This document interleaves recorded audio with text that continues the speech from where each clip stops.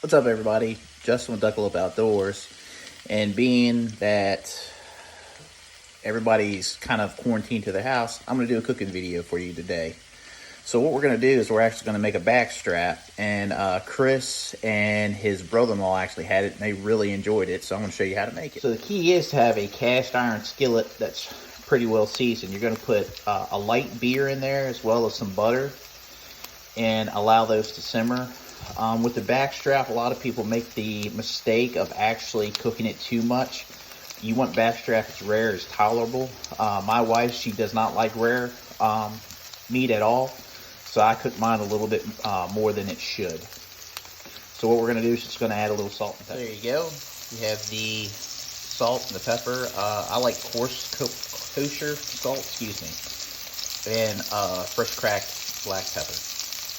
And again, we're just going to allow that to cook a little bit. See how we're doing here. The end pieces, of course, are looking pretty good. Let's flip this guy over. Oh yeah, we're doing pretty good.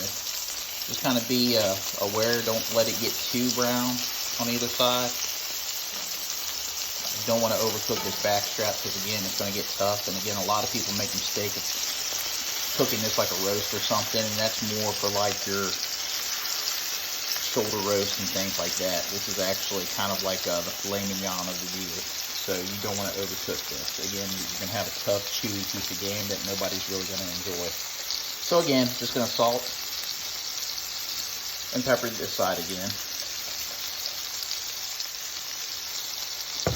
And then after that, we'll make the glaze. See that piece right there? That's done for me, but my wife would not want that. So what we're going to do is we're just going to continue to cook it until this clear fluid comes out of there, not a clear liquid, I should say. So that way it's not as rare, but that to me would be done. So here's the secret ingredient right here. This is a glaze I make. This is sorghum molasses that we actually help the groves make every year. So it's going to be 2 parts of this and then 1 part local honey. This is actually honey that came from my cousin's beehive. Of course, it's a little bit thick, so we'll add the honey. So it's 2 parts sorghum, 1 part honey, and then we add the Duck Commander Cajun style season to taste. We're going to add the Duck Commander seasoning, and essentially what this is it's like Tony Chachere's. It's like an essence.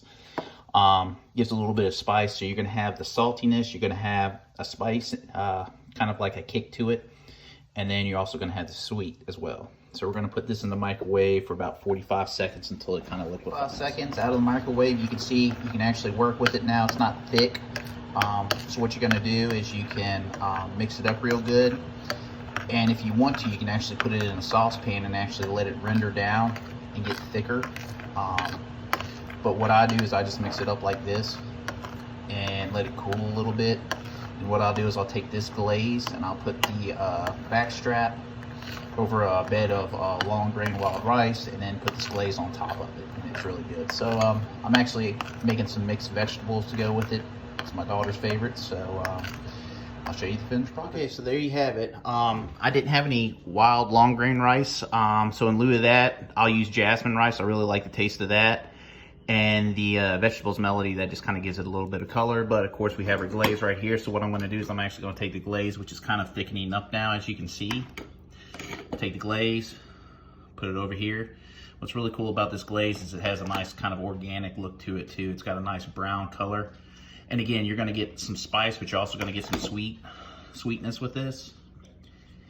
And that rice is going to soak up that glaze as well. So very simple dish, very tasty dish. It's a good way to use a back strap. Not a lot of ingredients, so you're letting the meat do its thing. You know, it's not being covered up with a bunch of marinades and cooking cherries and all that stuff. So try it out and see if y'all enjoy it. Just give us a like and a comment if you do. If anybody has any other recipes or any suggestions, feel free to post them.